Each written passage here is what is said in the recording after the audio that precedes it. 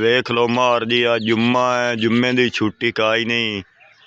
ਆ ਬੋਰ ਦਾ ਸਮਾਨ ਲੱਦ ਕੇ ਜੀ ਮੈਂ ਆ ਗਿਆ ਤੇ ਆ ਹੁਣ ਨਿਕਲਦਾ ਪਿਆ ਆਦਮ ਜੀ ਦਾ ਮਾਲ ਜੀ ਸਾਰਾ ਜੀ।